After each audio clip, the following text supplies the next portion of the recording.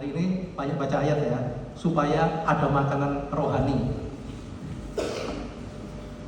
Oke, kita baca sama-sama. 1, 2, 3.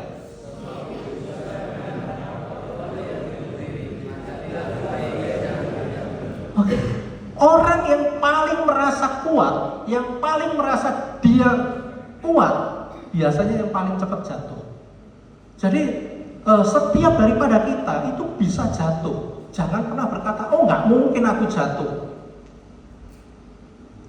Matius 26 ayat 31. Waktu itu Yesus itu ngomong sama murid-muridnya semua, malam ini kamu semua akan tergoncang imanmu karena aku.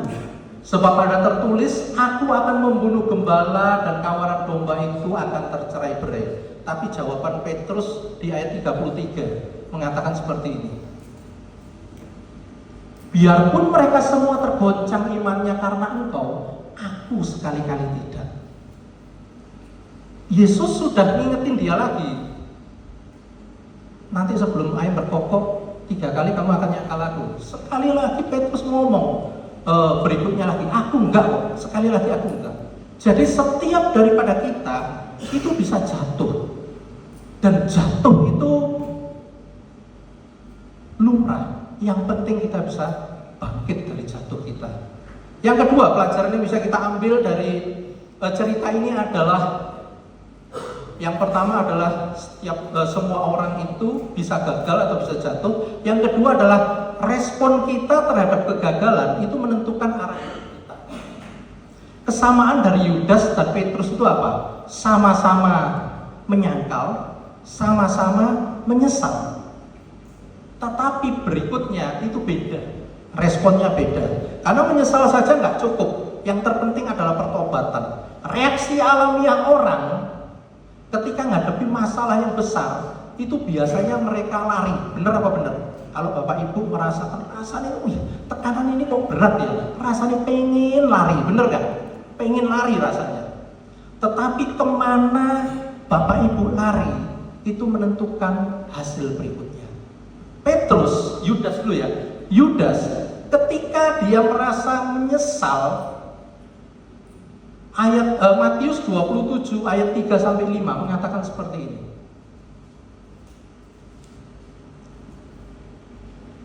Saya bacakan buat Bapak Ibu semuanya. Pada waktu Yudas yang menyerahkan dia melihat bahwa Yesus telah dijatuhi hukuman mati, menyesallah ia. Jadi menyesal, semua orang menyesal. Tapi berikutnya, lalu ia mengembalikan uang yang 30 perak itu kepada imam-imam kepala dan tua-tua dan berkata, aku telah berdosa karena menyerahkan darah orang yang tak bersalah. Tetapi jawab mereka, apa urusan kami dengan itu? Itu urusanmu sendiri. Maka ia pun melemparkan uang perak itu ke dalam bait suci, lalu pergi dari situ dan menggantung diri. Jadi Bapak Ibu, respon kita itu menentukan hasil akhir kita. Yudas ketika dia tahu dia salah, dia menyesal. Semua orang pasti menyesal. Tapi berikutnya setelah menyesal apa responnya? Dia menjauh, malah jauh. Kemudian kita lihat Petrus, ketika dia ayam berkokok 3 kali, dia menyesal, dia nangis, tapi dia lari kepada kelompok murid-murid Yesus. Jadi penting banget respon itu menentukan hasil akhir.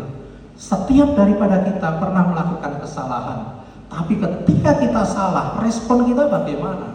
Apakah respon kita semakin jauh dari Tuhan, ataukah respon kita jadi malah dekat dengan Tuhan? Itu penting.